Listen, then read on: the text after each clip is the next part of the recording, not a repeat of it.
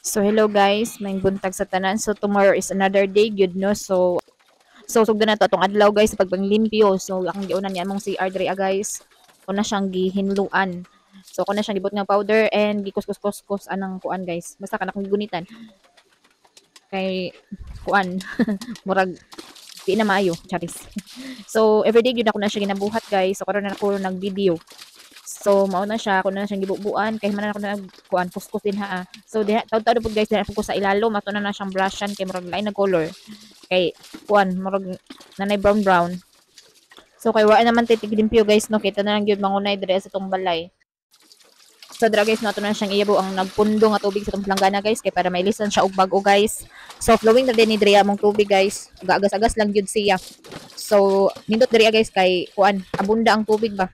Nya basta daghan kag kuan pwede mabuhat kay daghan kayo tubig so pwede ka diri maligo everyday. Pwede ba ka maghimo og swimming pool kay sus wag bayad ang tubig diri guys free.